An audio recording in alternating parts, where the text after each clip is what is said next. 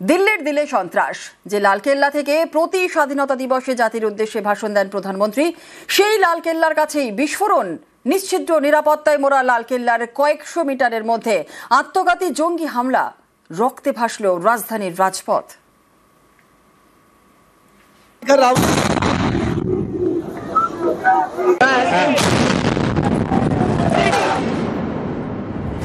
ছাব্বিশ 11 মুম্বাইয়ে জঙ্গি হামলা, 10-11 দিল্লিতে।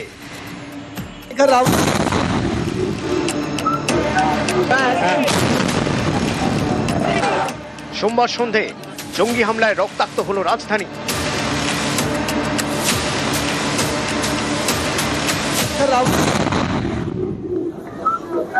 जले हुए लोग भाग रहे थे सड़क पे, मैंने ऐसा भी देखा है। और यहाँ उड़ के बंदों के हाथ पैर उड़ के यहाँ तक गिरे हैं, मार्केट तक। लोगों की लाशें पड़ी हैं, रोड पे गाड़ियां फटी पड़ी हैं। एक शायद बस में भी आग लग गई थी यहाँ पर। एक बंदा मतलब घायल अवस्था में, मृत्यु हो गई उसकी, वो आगे गिरा। मेरी गाड़ी का शीशा तभी टूटा नहीं, शीशा टूटने का मतलब ही नहीं था। वो उछल के आया गाड़ी पे। कौन सी गाड़ी में था? जो ये नहीं पता, वो उधर से आया, जिधर ये ब्लास्ट हुआ उधर से आया उछल के। সামনে লালকেল্লা, পাশেই মেট্রো স্টেশন, কিছুটা এগোলেই চাঁদনি চক মার্কেট, জামা মসজিদ। এই চত্বরে সবসময় ভিড়। সোমবার লালকেল্লা বন্ধ থাকে, কিন্তু চাঁদনি চক বাজার থাকে খোলা। স্বাভাবিকভাবেই এই চত্বরে ভিড়ে ভিড়। এখানেই সোমবার সন্ধে বিস্ফোরণ। একের পর এক গাড়িতে আগুন, রাস্তায় ছিন্ন ভিন্ন দেহ।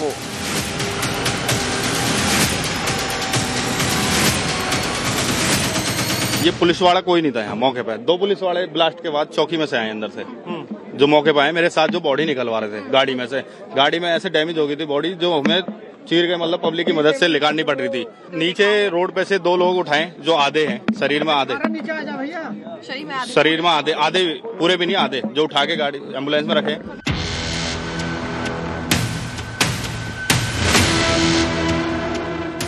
এই সেই গাড়ি, এই গাড়িতেই বিস্ফোরণ।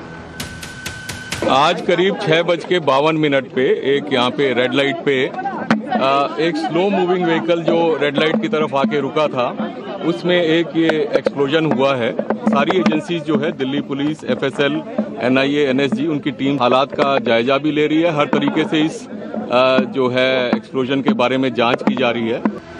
গাড়ির নম্বর হরিয়ানা, HR26CE7674। সোমবার দুপুর 3:19 নাগাদ পার্কিং লটে গাড়ি রাখা হয়। এরপর দীর্ঘ অপেক্ষা।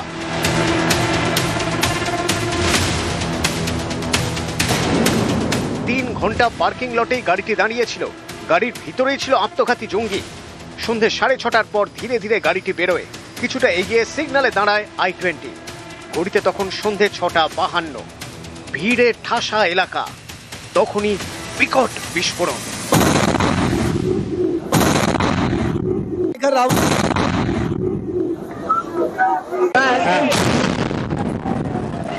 নিউজ 18 বাংলা।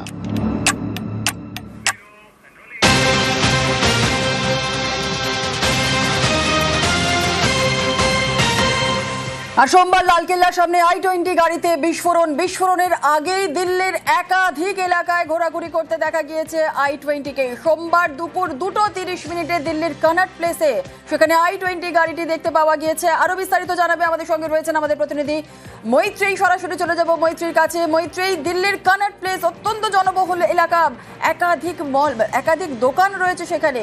সেই দিল্লির কনট প্লেসে I-20 গাড়িকে দেখতে পাওয়া গিয়েছে, কি জানতে পারছি আমরা?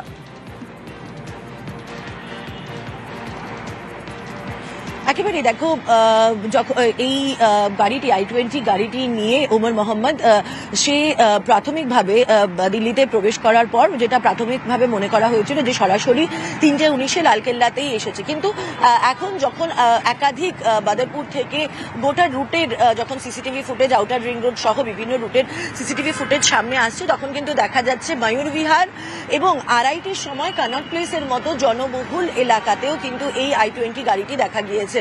অর্থাৎ কোথাও গিয়ে এই ওমর মোহাম্মদ তাড়াহুড়োর মধ্যে একটা লোকেশন খোঁজার চেষ্টা করছিল, এরকমটাও হতে পারে বলে তদন্তকারীরা মনে করছে, যে যেখানে গিয়ে সে ব্লাস্ট করালে ম্যাক্সিমাম ড্যামেজ করতে পারে। কিন্তু কোথাও হয়তো গিয়ে কনট প্লেসটা তার সেফ মনে হয়নি, সেই কারণে কনট প্লেস থেকে বেরিয়ে, অর্থাৎ 2:30 নাগাদ তার গাড়ি দেখা যায় এবং কনট প্লেস থেকে বেরিয়ে তারপর লালকেল্লার পার্কিং এ গিয়ে গাড়ি দাঁড়ায় এবং সেখানেই 3:19 থেকে একেবারে 6:48 পর্যন্ত সেখানেই গাড়ি দাঁড়িয়েছিল। তারপরে সেখান থেকে গাড়ি বের করে এবং 6:52 লালকেল্লার সামনে, ঠিক 1 নম্বর মেট্রো স্টেশনের সামনে, লালকেল্লা মেট্রো স্টেশনের সামনে গিয়ে ব্লাস্ট করে দেয়। ফলে কোথাও একটা গিয়ে এই ওমরের টার্গেট ছিল যে বেশি সংখ্যক মানুষ বা ড্যামেজটা যতটা ম্যাক্সিমাম করা যায় সেই লক্ষ্য কিন্তু তার ছিল, তেমনটাই কিন্তু মনে করছেন এখনো পর্যন্ত তদন্তকারীরা। ধন্যবাদ।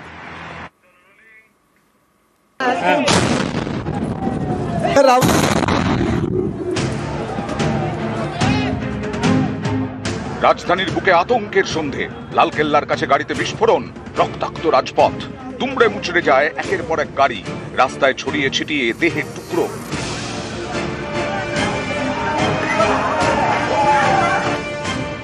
এই সেই গাড়ি হুন্ডাই i20, এতে আত্মঘাতী বিস্ফোরণ যা প্রাণ কাড়ল বহু মানুষের।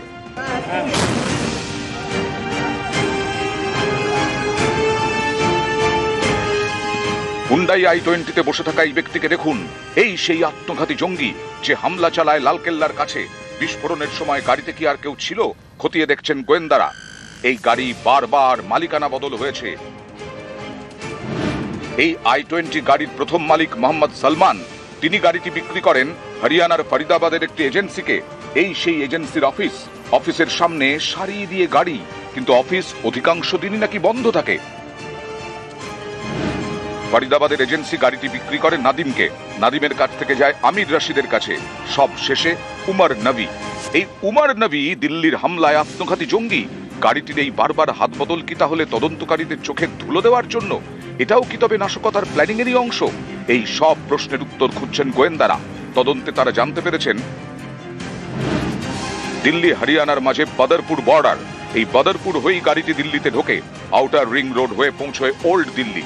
লালকেল্লার কাছে একটি পার্কিং লটে প্রায় 3 ঘন্টা গাড়িটি দাঁড়িয়ে থাকে। এক মুহূর্তের জন্য গাড়ি থেকে বেরোতে দেখা যায়নি উমর নবীকে। কেন গাড়ি থেকে বেরোলো না উমর? সে কি কারো জন্য অপেক্ষা করছিল? উত্তর খুঁজছেন গোয়েন্দারা।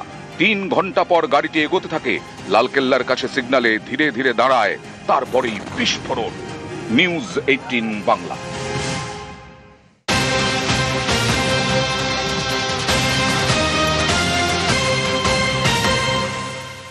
জঙ্গি হামলায় রক্তাক্ত লালকেল্লা চত্বর, বিদেশ থেকে দিল্লি বিস্ফোরণের নির্দেশ, সোশ্যাল মিডিয়ায় জৈশ মডিউলের সদস্যদের বার্তা। আরো এই বিষয় নিয়ে কথা বলবো, আমাদের সঙ্গে রয়েছেন আমাদের প্রতিনিধি মৈত্রী। কি জানা যাচ্ছে?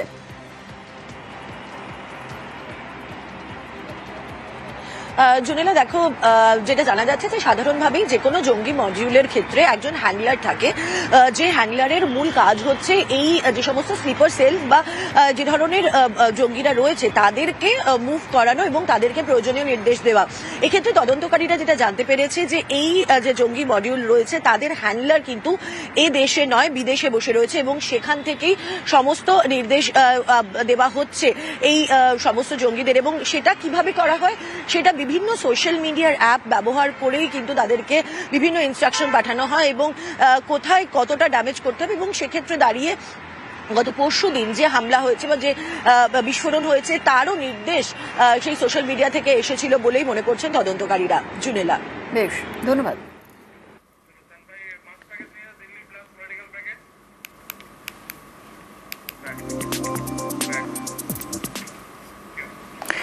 দেশের রাজধানীর রক্তাক্ত আত্মঘাতী জঙ্গি হামলা, গাড়ি বিস্ফোরণে অনেকের মৃত্যু, আর এই নিয়ে রাজনীতির হাওয়া গরম। কেন্দ্রীয় স্বরাষ্ট্রমন্ত্রীর পদত্যাগের দাবিতে সরব তৃণমূল, পাল্টা জবাব দিয়েছে বিজেপিও। সোমবার সন্ধে লালকেল্লার কাছে ভয়াবহ জঙ্গি হামলা, গাড়ি বিস্ফোরণ, এতে মৃত্যু হয়েছে অনেকের, আহত একাধিক। এতে দেশের রাজধানীর সুরক্ষা নিয়ে প্রশ্ন তুলেছেন তৃণমূলের সর্বভারতীয় সাধারণ সম্পাদক। এক্সে অভিষেক বন্দ্যোপাধ্যায়ের পোস্ট, দিল্লিতে লালকেল্লার সামনে বিস্ফোরণে একাধিক মৃত্যু এবং আহত হওয়ার ঘটনায় স্তম্ভিত নিহতদের পরিবারের প্রতি গভীর সমবেদনা, আহতদের সুস্থতা কামনা করি। রাজধানীর বুকে এমন ভয়াবহ বিস্ফোরণ ঘটে গেল, এটা ভাবতেই অবাক লাগছে। কেন্দ্রীয় স্বরাষ্ট্র মন্ত্রকের অধীনে থাকা দিল্লি পুলিশের দায়িত্বে আইন শৃঙ্খলা। সোমবার বিপুল বিস্ফোরক উদ্ধার হয় হরিয়ানার ফরিদাবাদ থেকে। তারপরেই এই ঘটনা দেশের অভ্যন্তরীণ নিরাপত্তা নিয়ে প্রশ্ন তুলে দিচ্ছে। রাজধানী সুরক্ষা নিয়ে প্রশ্ন তুলে সুর চড়িয়েছে কংগ্রেসও। जो चिंता और भय का माहौल पूरे देश में उपज रहा है, अब ये ब्लास्ट क्या था, किसने कराया, एक्चुअली क्या है, ये जब तक सरकार ये हमें नहीं बताती तब तक इस पर कोई टिप्पणी करना वाजिब नहीं होगा। बहरहाल एक भय का माहौल है, देश की राजधानी में है। देश की राजधानी में यूं इस तरह से ब्लास्ट होना अपने आप में बहुत सवालों को जन्म देता। दिल्ली में हमारे राजधानी जो सुरक्षित नहीं है, इसका जवाब ये 56 इंची को देना पड़ेगा और इसमें हमको कोई राजनीति नहीं करना है। हमारा सवाल है कि आज देश असुरक्षित है और केंद्र की सरकार इसके लिए जवाबदार है।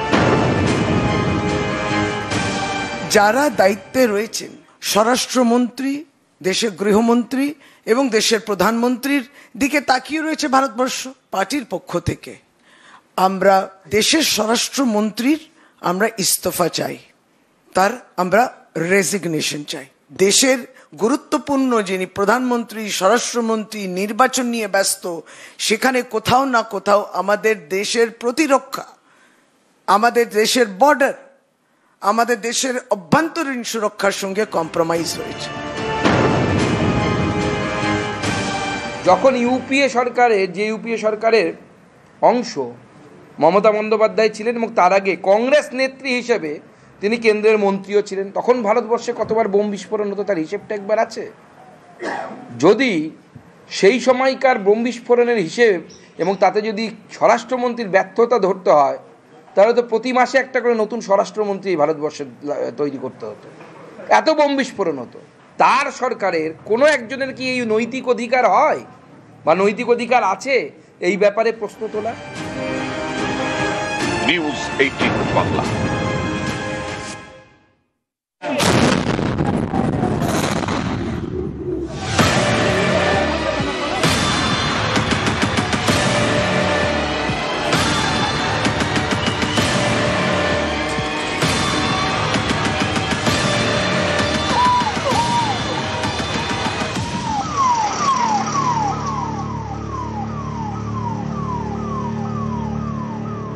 তিন বছর 3 মাস পরে জেল থেকে মুক্তি, জামিনে ছাড়া পেয়ে নাকতলার বাড়িতে ফেরা, হাসপাতাল থেকে বেরিয়ে পার্থ চট্টোপাধ্যায় চোখে জল।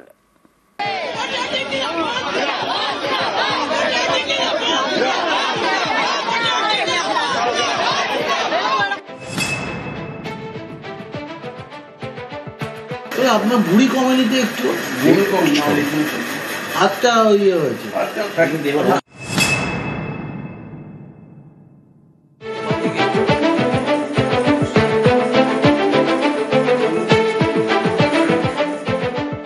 চোখো পার্থ চট্টোপাধ্যায়ের পোষ্য, প্রায় 3.5 বছর বাড়ি ফিরে পোষ্যর সঙ্গে পার্থ।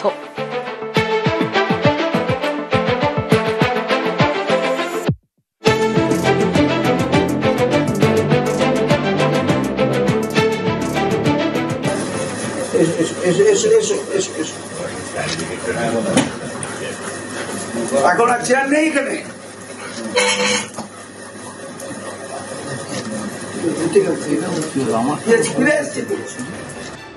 পার্থ চট্টোপাধ্যায় বেহালা পশ্চিমের বিধায়ক, রাজ্যের প্রাক্তন শিক্ষামন্ত্রী। এসএসসি নিয়োগ দুর্নীতি মামলায় প্রায় 3.5 বছর পর জেল থেকে মুক্তি পেয়েছেন। এপ্রিল থেকে ভর্তি ছিলেন হাসপাতালে, মঙ্গলবার সেখান থেকে নাকতলার বাড়িতে ফেরা।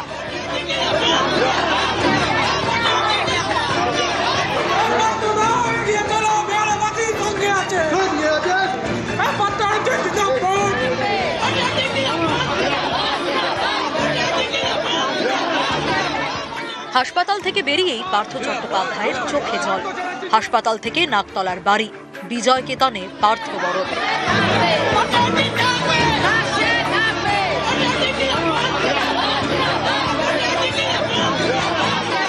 আপনার ভুঁড়ি কমেনিতে একটু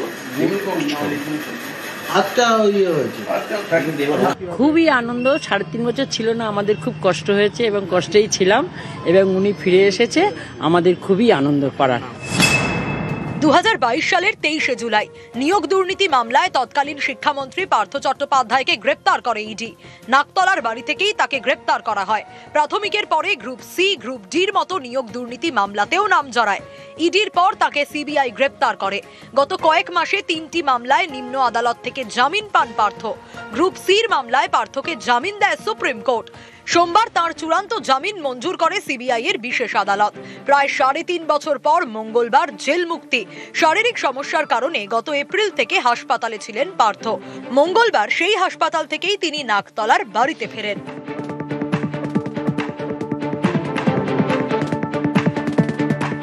আইনগত দিক থেকে যা যা পদক্ষেপ আমরা করে আসছিলাম বা ভবিষ্যতে যা যা আছে আমরা সবই করব, সেগুলো সবই আমরা ফেস করব এবং আমরা অ্যাটেন্ড করব। চিকিৎসকরা একটা সাময়িক বিশ্রামের পরামর্শ দিয়েছেন এবং কিছু ওষুধপত্র যেগুলো টাইমলি যেগুলো নিতে বলেছেন সেগুলো দিয়েছেন। ডিসচার্জ সার্টিফিকেটে সব মেনশন করা আছে। পার্থ চট্টোপাধ্যায়ের জেল মুক্তি। এদিন সকালে তার নামে ঠাকুরপুকুরে পোস্টার পড়ে। নাকতলায় বাড়ির সামনে সকাল থেকেই ছিল প্রতিবেশীদের ভিড়।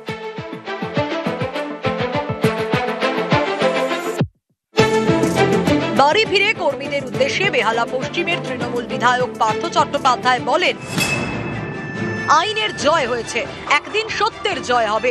আইনের প্রতি আমার আস্থা আছে। বেহালার মানুষের কাছে আমি দায়বদ্ধ। তারা আমার সততা নিয়ে কখনো প্রশ্ন তোলেননি। আমি তাদের কাছেই বিচার চাইব। নিউজ 18 বাংলা। আর এখনই বাংলা এবার নজর রাখতে হচ্ছে ওয়েদার আপডেটের দিকে। একদম ভোরের দিকে আর রাতের দিকে একটা শীতের আমেজ কিন্তু এই মুহূর্তে বেড়েছে। আগামী কয়েকদিন কেমন ওয়েদার থাকবে কলকাতায় আপডেট নেব। আমাদের সঙ্গে রয়েছেন আমাদের প্রতিনিধি সুদীপ্ত সেন। সরাসরি চলে যাব সুদীপ্তর কাছে। সুদীপ্ত, আগামী কয়েকদিন কলকাতার কেমন ওয়েদার থাকবে, কি বলছে আবহাওয়া অফিস?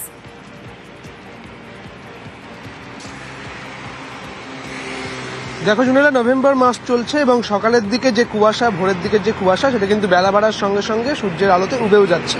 আর আবহাওয়া দপ্তর যেমনটা বলছে যে এইরকম যে পশ্চিমী শীতের হাওয়া, এবং সেই কারণেই কিন্তু রাজ্য জুড়ে পারদ কিছুটা নেমে যাচ্ছে। অর্থাৎ কলকাতাতে দেখা যাচ্ছে যে যখন রাতের দিকে এবং একদম ভোরের দিকে সেখানে কিন্তু তাপমাত্রা বেশ কিছুটা কম থাকছে। এখন 17 ডিগ্রি সেলসিয়াস মতো তাপমাত্রা, সর্বনিম্ন তাপমাত্রা রয়েছে মোটামুটি একদম রাতের দিকে। এবং এখন এই মুহূর্তে যে তাপমাত্রা তা দেখা যাচ্ছে 20 ডিগ্রি সেলসিয়াসের কাছাকাছি রয়েছে। যেটা বিষয় যে আবহাওয়া দপ্তর সূত্রে যেমনটা খবর যে এই আগামী 3-4 দিন অর্থাৎ উইকেন্ডেও কিন্তু শীতের আমেজ থাকবে। অর্থাৎ সেই অর্থে শীত না পড়লেও শীতের যে আমেজ তা কিন্তু অনুভূত হবে এই গোটা রাজ্য জুড়ে। এবং কলকাতার ক্ষেত্রে সর্বনিম্ন তাপমাত্রা প্রায় 4 ডিগ্রি মতো নেমে গিয়েছে, 17 ডিগ্রি সেলসিয়াস মতো থাকছে। এবং একই সঙ্গে সর্বোচ্চ তাপমাত্রা যদি তুমি দেখো তাহলে সেক্ষেত্রে বেলা বাড়ার সঙ্গে সঙ্গে তা খুব বেশি হলে 28 ডিগ্রি হচ্ছে এখন এই সকালের দিকে 20 ডিগ্রি সেলসিয়াস। একেবারে। আর এর পাশাপাশি উত্তরবঙ্গের দিকে আমরা নজর রাখছি। উত্তরবঙ্গেও একটা শীতের আমেজ রয়েছে। দার্জিলিং এর সর্বনিম্ন তাপমাত্রা রয়েছে 8 ডিগ্রি সেলসিয়াসের কাছাকাছি, স্বাভাবিকের তুলনায় 2 থেকে 3 ডিগ্রি কম। আগামী কয়েকদিন একই থাকবে তাপমাত্রা। উত্তরবঙ্গের পাশাপাশি একটু আমরা বাঁকুড়া, পুরুলিয়া এই জেলাগুলোর দিকে একটু নজর রাখি, কারণ রাজ্য জুড়ে একটা শীতের আমেজ এই মুহূর্তে চলছে। আজকে বাঁকুড়ার সর্বনিম্ন তাপমাত্রা রয়েছে 15 ডিগ্রি সেলসিয়াস। আর শুধু বাঁকুড়া নয়, পুরুলিয়ার দিকেও যদি নজর রাখি, পুরুলিয়াতেও কিন্তু শীতের আমেজ, সেখানে কাঁপছে পুরুলিয়া। জেলার সর্বনিম্ন তাপমাত্রা রয়েছে 15 ডিগ্রি সেলসিয়াস।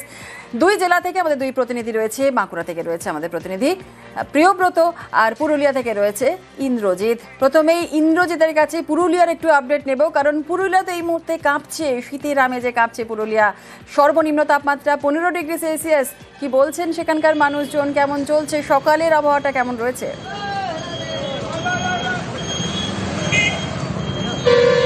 দেখো জুনিলা, একেবারেই গত কয়েকদিন ধরে তাপমাত্রা রয়েছে 15 ডিগ্রির কাছাকাছি, এবং এই 15 ডিগ্রি তাপমাত্রার কারণেই সকালবেলায় এবং সন্ধ্যের পর থেকে যে শীতের আমেজ, সেই শীতের আমেজ লক্ষ্য করা যাচ্ছে। এবং আমরা যেটা দেখি একেবারেই শীতের সকালের চেনা ছবি, একেবারেই সকালবেলায় চায়ের দোকানে একটু আড্ডা এবং একটু গরম চায়ে চুমুক, অন্যদিকে রাস্তার ধারে আগুন জ্বালিয়ে একটু হাত পা গরম করে নেওয়া।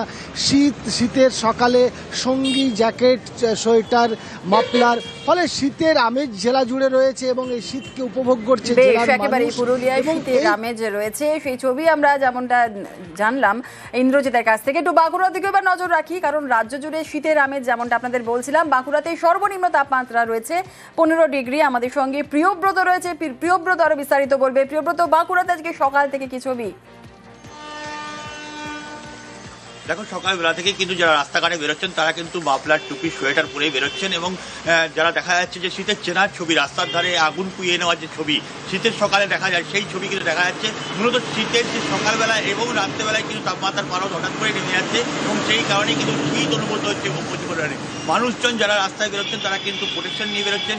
এই যে শৈত্যপ্রবাহ কিন্তু হঠাৎ করেই পড়ে গেছে। গত এক সপ্তাহ আগে পর্যন্ত ঠান্ডা একেবারে ছিলই না বলা চলে। সেই ঠান্ডা কিন্তু হঠাৎ করে পড়ে যাওয়াতে তাপমাত্রার পারদ একদম খুব তাড়াতাড়ি নিম্নমুখী হওয়াতেই কিন্তু একটা সমস্যা তৈরি হচ্ছে। অন্যদিকে যারা পর্যটককে ভালোবাসে, যারা ঘুরতে ভালোবাসে, তারা কিন্তু ইতিমধ্যেই বাঁকুড়ার যে হোটেলগুলি রয়েছে সেগুলো বুকিং শুরু হয়ে গেছে। বিভিন্ন পর্যটন একেবারে বোঝা যাচ্ছে যে বাঁকুড়া, পুরুলিয়া দু জেলাতে কিন্তু একেবারে শীতের আমেজ। ইতিমধ্যেই সেখানকার এলাকার বাসিন্দারা তারা গরম পোশাক, সোয়েটার, মাফলার বার করে ফেলেছেন। সকাল সকাল চায়ের দোকানেও কিন্তু ভিড় জমেছে।